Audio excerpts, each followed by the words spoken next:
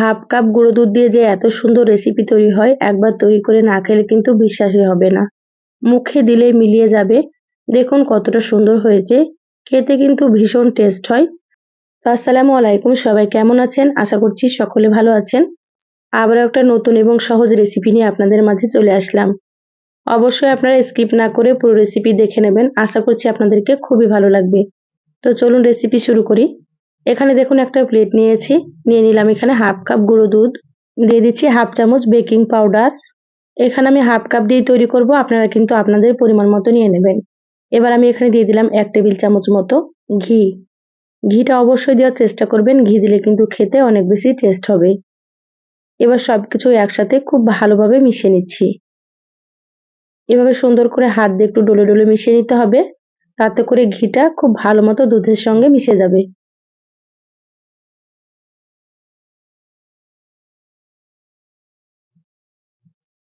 দেখুন খুব সুন্দর করে মিশিয়ে নিয়েছি, মেশানো হয়ে গিয়েছে।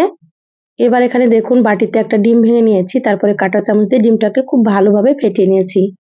এখানে আমি পুরো ডিমটাই দিয়ে দিলাম।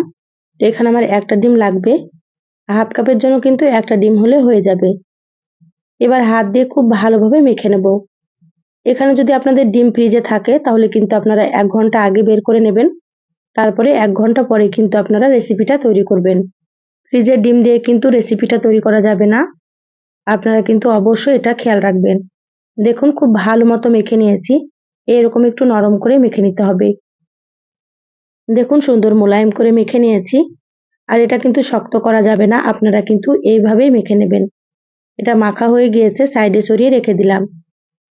এবার গ্যাস অন করে কড়াই দিয়ে দিলাম, কড়াই দিয়ে দিচ্ছি দুধ। তো এখানে আমি 1 লিটার দুধ দিয়ে দিলাম।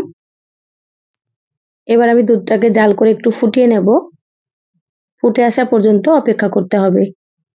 তো যারা ভিডিওটি ইউটিউব চ্যানেল থেকে নতুন দেখছেন, প্লিজ চ্যানেলটা সাবস্ক্রাইব করে চ্যানেলের সাথেই থাকবেন।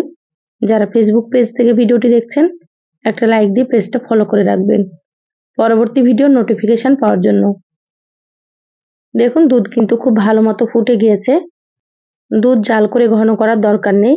এই পর্যায়ে কিন্তু গ্যাসের আঁচটা মিডিয়ামে করে দিলাম। এবার আমি অল্প অল্প করে নিয়ে এভাবে করে দুধের মধ্যে দিয়ে দিচ্ছি। খুব বেশি দেওয়া যাবে না, অল্প করে দিতে হবে, কারণ এটা ফুলে অনেকটাই বড় বড় হয়ে যাবে। দেখেই বুঝতে পারছেন দেখুন কতটা পরিমাণে ফুলে যাচ্ছে। তো সবগুলো আমি এখানে দিয়ে দিলাম। এবার আমি 5 মিনিটের জন্য ঢাকা দিয়ে দিচ্ছি। গ্যাসের আঁচটা কিন্তু মিডিয়ামে রেখেছি। দেখুন 5 মিনিট ঢাকা দিয়ে জাল করে নিয়েছি, ঢাকাটা খুলে নিলাম। এবার হালকা হাতে একটু নেড়েচেড়ে নিতে হবে, খুব বেশি নাড়াচাড়া করা যাবে না, তাহলে কিন্তু ভেঙে যেতে পারে। আর প্রথমে কিন্তু দেওয়ার পরে নাড়াচাড়া করবেন না। এইভাবে 5 মিনিট ঢাকা দিয়ে রান্না করে নিয়ে তারপরে কিন্তু একটু নাড়াচাড়া করে নেবেন। এবার আমি এখানে দিয়ে দিচ্ছি হাফ কাপ চিনি। এখানে আমি হাফ কাপ দুধ দিয়ে তৈরি করছি, সেজন্য হাফ কাপ চিনি দিলে হয়ে যাবে। তো এখানে আপনারা কিন্তু মিষ্টির পরিমাণ কম বেশি করে নিতে পারেন।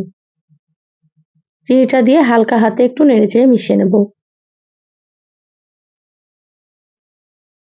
দেখুন চিনি হালকা হাতে নেড়েচেড়ে মিশিয়ে নিয়েছি।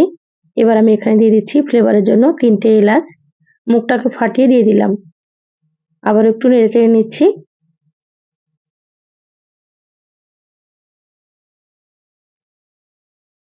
এবার ঢাকা দিয়ে প্রায় 12 মিনিট মতো এটা রান্না করে নিতে হবে। গ্যাসের আঁচ মিডিয়ামে রেখে রান্নাটা করে নিচ্ছি। দেখুন দুধটা যখন এইভাবে উপচে পড়বে তখন কিন্তু ঢাকাটা একটু খুলে নিতে হবে, আবারও কিন্তু ঢাকা দিয়ে দিতে হবে।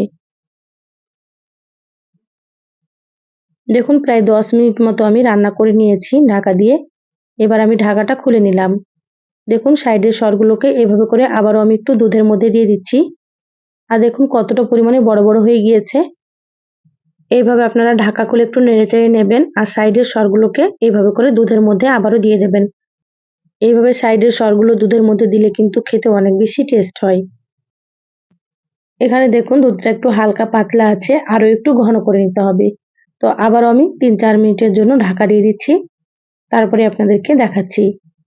এই রেসিপিটা একেবারে নো ফেল রেসিপি, আপনারা অবশ্যই একবার হলেও তৈরি করবেন। খেতে এত মজা হয়, একবার তৈরি করে না খেলে কিন্তু আপনারা এটা বুঝবেন না কতটা টেস্ট হয়। আর কতটা সহজ আপনারা হয়তো দেখেই বুঝতে পারছেন।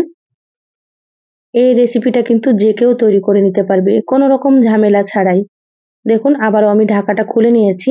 সরগুলোকে এইভাবে করে সাইড থেকে দিয়ে দিচ্ছি। আর দেখুন আগের থেকে কিন্তু অনেকটাই ঘন হয়ে গিয়েছে। আর এটা ঠান্ডা হওয়ার পরে কিন্তু আরো একটু ঘন হয়ে যাবে। তো এই পর্যায়ে আমি বন্ধ করে দিচ্ছি গ্যাস। এবার ঢাকা দিয়ে রেখে দেবো ঠান্ডা হওয়া পর্যন্ত। তারপরে আপনাদেরকে আমি দেখাচ্ছি। এটা ঠান্ডা হলে কিন্তু খেতে বেশি ভালো লাগবে। দেখুন পুরোপুরি ঠান্ডা করে নিয়েছি। আর কতটা লোভনীয় হয়েছে আপনারা হয়তো বুঝতেই পারছেন। এবার আমি উপর দিয়ে কিছুটা পেস্তা বাদাম কুচি দিয়ে দিচ্ছি। এইভাবে একটু বাদাম কুচি দিলে কিন্তু দেখতেও ভালো লাগে আর খেতেও কিন্তু অনেক বেশি টেস্ট হয়। আপনারা চাইলে এখানে যে কোনো বাদাম দিতে পারেন। দেখুন প্লেটে সার্ভ করে নিয়েছি। আর দেখতে কতটা সুন্দর হয়েছে আপনারা হয়তো দেখেই বুঝতে পারছেন। এই রেসিপিটা আপনারা তৈরি করে কিন্তু অতিথি আপ্যায়নও দিতে পারেন। যে খাবে সেই কিন্তু খুবই পছন্দ করবে। এবার আপনাদেরকে একটা আমি কেটে দেখাচ্ছি। যেমন দেখতে হয়েছে খেতেও কিন্তু ভীষণ টেস্ট হয়, মুখে দিলেই কিন্তু মিলিয়ে যাবে।